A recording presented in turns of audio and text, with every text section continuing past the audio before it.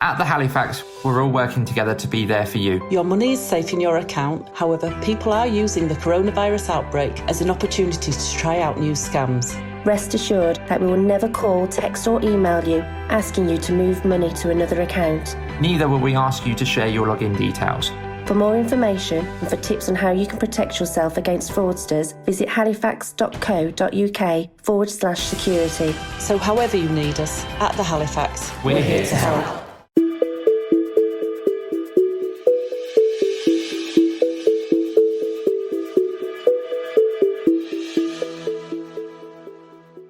Hi, and welcome back to the Unseen Podcast, a podcast dedicated to missing people, unresolved cases, and UK true crime. Today we are going to be discussing a case from Bristol that was suggested to me by listener Jennifer, so I want to thank her for bringing this one to my attention. The murder of Keith Burgess in 1989 was not only violent and calculated, but was also unexpected, given Keith's kind nature and the way he was described by the local community. This episode contains descriptions that some listeners may find distressing, so listener discretion is advised. The area of Clifton is located in the city of Bristol, in the southwest of England. Bristol has long been known as an important port city and was famous for its role as a crucial trade route. Its connection to the well-known engineer Isambard Kingdom Brunel saw the city connected to London by the Western Railway in the 19th century, and the famous Clifton Suspension Bridge was also built. Throughout the 19th century, Bristol saw a huge influx in people moving to the area due to the opportunities for jobs and trade, and the population grew massively. New suburbs had to be built, including Clifton, which saw a number of new streets and new ornate Regency buildings. Today it is a well-known area of Bristol and lies close to the city centre attractions. Clifton was also where 38-year-old Keith Burgess lived in 1989. He lived alone in his flat in Duchess Road. He was originally from Norfolk, however he'd lived in Bristol for 12 years, moving to his flat on Duchess Road in 1985. He worked as a steward for British Rail and would often travel around the country with his job. His usual route, however, took him between London and the southwest region of the country. In a Crime Watch episode about Keith's case, one of his colleagues described him as sociable and good at his job. He was diligent and was very friendly with the customers. His colleague explained that nobody who worked with him or anyone who had ever been served by him on the train had any complaints about him. This was a sentiment that everyone that knew Keith seemed to share. Despite the fact that Keith lived alone, his friends and acquaintances knew him as a polite and likeable person. He was an active member of the All Saints Church on Alma Road, just a short walk from his flat. He was regularly a server at Mass and enjoyed the social side of being part of the congregation and attending the Sunday service whenever he was not at work. Keith was openly gay, and he enjoyed a good social life, often visiting pubs and bars with his friends.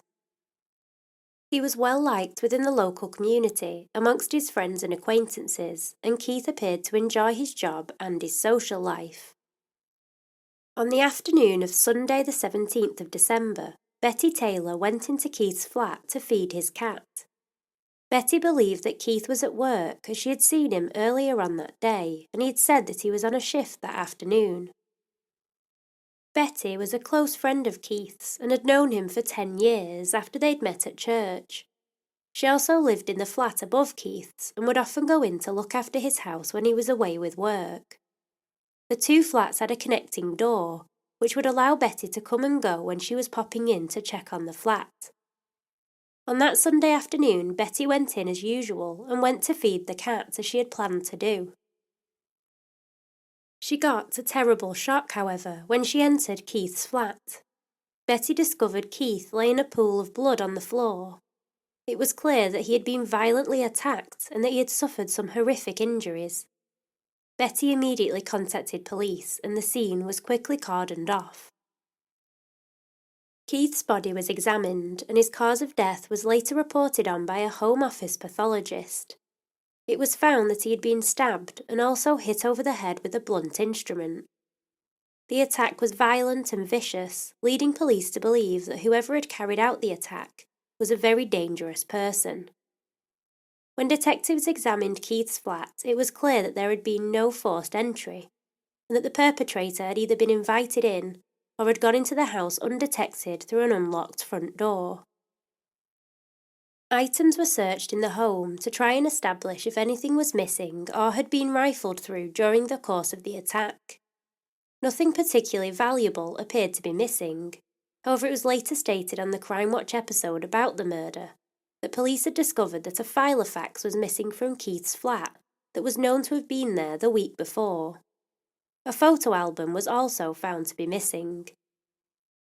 Detective Superintendent Barry Stone, who was leading the investigation, stated on the programme that they weren't sure if the album belonged to Keith, but that it was certainly not found in the flat and may have been taken by the killer along with the file of fax. Police had the job of trying to establish the motive for this awful murder.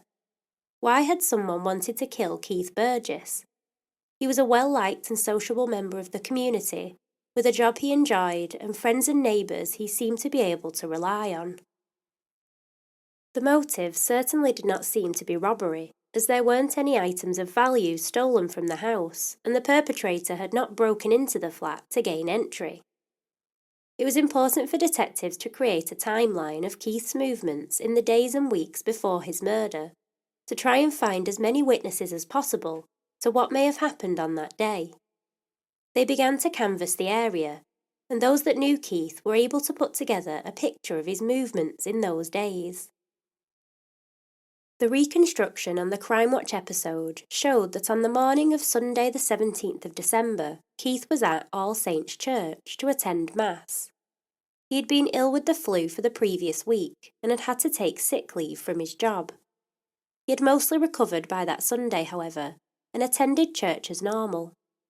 He told people while he was there that as he felt better, he was going into work that afternoon for a shift. At about 12:15 that day, Keith went round the corner to the local pub, the Alma, for a drink. This was his usual routine after church. It was believed that he wasn't there long, as he left after around half an hour. It stated in the reconstruction that no one actually saw Keith leave the pub. However, witnesses did see him on the short walk back to his home at around 20 to 1 that afternoon, so the police knew he didn't stay long. It was at that same time that another witness noticed something that struck him as peculiar. A man who also happened to be a BBC producer was walking past Keith's flat at around the same time that Keith was walking home. He saw a man come up the steps from Keith's flat and cross the road. The witness reported that the man was acting suspiciously as he seemed to be trying to hide his face after spotting the witness. The witness got to the end of the road and turned left, while the man turned right, but the witness noticed that the man stopped at the corner of Duchess Road and All Saints Road. He seemed to stop as though he was waiting for something. The witness reported that he was wearing a blue and white bobble hat and was carrying 2 bags, one white and one green. He thought that the green one may have been a Marks and Spencer bag. The odd behaviour of the man stood out to the witness, due to the fact that he looked as though he was trying to hide his identity. Not long after, Betty Taylor, who lived in the ground floor flat above Keith, heard him return home and decided to nip downstairs to give him some Christmas presents that she had for him. She had been upstairs with a friend grooming her dog when she heard him come home. She went down the interconnecting staircase and called out to Keith. He came and she gave him the presents, explaining what she was doing there. It was then that she heard someone knock on Keith's door. Betty asked Keith if he was expecting anyone to come round, and he said no because he had to get off for work. Betty decided that it was her cue to leave. However, she did hear Keith open the door and greet the person who had come round. She later explained that she didn't know who it was, but she got the impression that it was someone that Keith knew. Around half an hour later, Betty heard Keith's door slam, and she assumed it must be him leaving for work. When she looked out of the window, however, she didn't see Keith leaving. She spotted a man wearing a blue and white bobble hat walking up the stairs from the flat. Betty's description appeared to match the description given by the witness quite closely. At 2 o'clock, the train from Bristol to London was about to depart. However, Keith was not on board. He had not turned up for his shift. His colleagues knew that this was strange, as he had assured them that he was coming in that day, and he was usually a reliable member of staff. They delayed the train for 3 minutes, hoping that Keith was just running late. However, he never turned up. The train had to depart, and it set off without him. It was clear that police had an immediate suspect in the murder. The man with the blue and white bobble hat had been seen twice at Keith's flat. On one of the occasions, it was believed that Keith had not even returned that day. His suspicious behaviour could have indicated that the man had perhaps tried to call at the flat, however discovered that he wasn't in, and that's why he was waiting on the corner to see him coming home. This may account for his odd demeanour. Betty Taylor also saw him during the time period where he was likely killed. The fact that Betty believed Keith knew the visitor may indicate that the perpetrator was someone known to Keith. Detective Superintendent Barry Stone stated on the Crime Watch episode that there was little doubt that the man who was seen at the flat was Keith's killer. He explained that he believed that as Keith was a chatty and sociable man, he would most likely have reached out to one of his friends or acquaintances before his death, if there was something wrong. He appealed on the programme for anyone in his circle of friends who had any information like that to come forward. The police also knew that Keith liked to visit pubs and bars, and that someone in one of these establishments may have seen or heard something of importance. Barry Stone also provided some information about 3 phone calls that had occurred in the week leading up to Keith's death. He said that they knew that the calls had come from the same person, and may be helpful to them. One of the calls had occurred in the early hours of the Tuesday morning, the week before his death, and 2 phone calls happened between 6 and 9 p.m. on the Wednesday before his death. Detective Superintendent Stone stated that while the calls may not have had anything to do with Keith's murder, he did believe that they involved an argument between Keith and the other person, and they would like whoever it was who phoned to come forward and clear it up with police. Another tip came in stating that a witness had seen Keith on Friday the 15th of December, just 2 days before the murder. He was reportedly having lunch in the Marble Arch area of Bristol with another person. The police appealed for this person to come forward with any information, and asked any other witnesses who may have seen him that day to reach out to them. A sketch of the man in the bobble hat was shown to the public, and distributed to people across the country, in the hope that someone knew who the man was. This was the biggest lead that detectives had, and it was crucial that they tracked down this person. A more detailed description of the man was also published. He was believed to be a white man in his early 20s, of slender build and between 5 feet 10 inches and 6 feet tall. He had dark hair, sunken cheeks and a pointed jaw, with a beard or stubble. He was wearing dark-rimmed glasses, a knitted bobble hat of 2 colours, a dark anorak and off-white training shoes. Police immediately got to work scouring the area around Keith's flat in the days after the murder. They were hoping to find the murder weapons, however unfortunately they were unable to recover anything of importance in the area.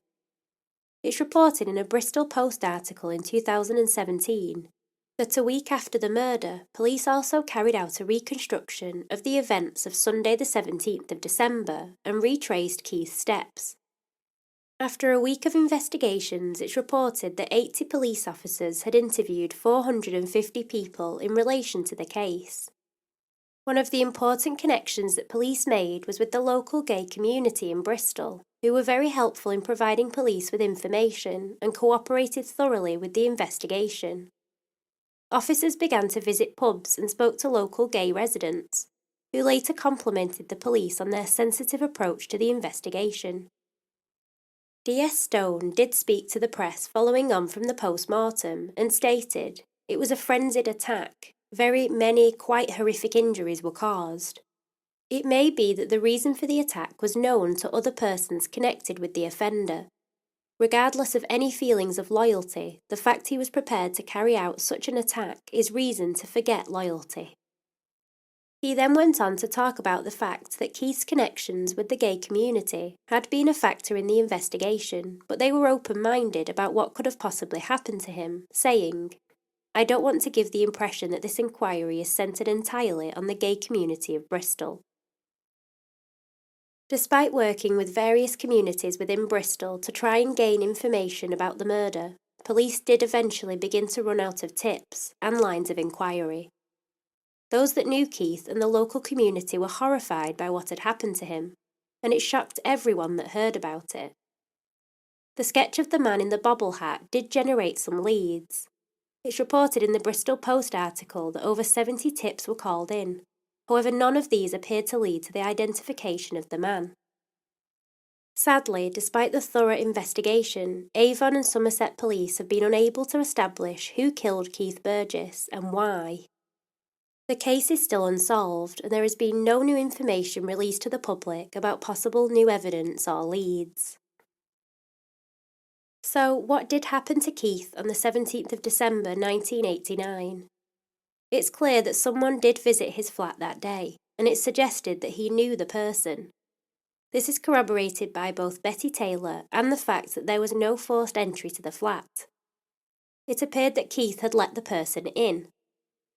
A man fitting the same description with the bobble hat was seen leaving Keith's flat twice that day, once before Keith may even have returned home. He was also carrying 2 bags. Was this person waiting for Keith, and could he have perhaps carried the murder weapons with him in the bags? This could be the case, as they weren't found in the flat or the surrounding areas. The main question in this case is, what was the motive? It was clear that the motive wasn't robbery, as nothing of much value was taken. However, crucially, it was believed that a file of facts and a photo album was taken. Was this because these items would have connected the killer to Keith? Did they contain their contact information or evidence that they had met up previously? I believe the evidence does point to the perpetrator being someone that knew Keith, and I think this makes it even more brutal. It's obvious that Keith had no idea that this was going to happen to him, as he was just about to leave for work and was not expecting someone to knock on the door. Whoever committed this crime brutally murdered someone by both stabbing and hitting Keith over the head with what's thought to be a hammer. This person was and still could be extremely dangerous, and sadly they were never found and brought to justice for this awful crime. Keith was a well-liked, sociable person who had everything going for him. He did not deserve to be murdered, and it's important to say that his memory does live on in Bristol.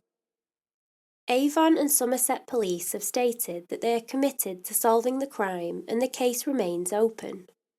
If you have any information about Keith Burgess's murder, please contact Detective Sergeant Pete Frake at the Major Crime Review Team at 101. Thank you for listening to today's episode. I would love to hear your thoughts about it, so please do contact me. I would like to thank Jen again for suggesting the case to me this week.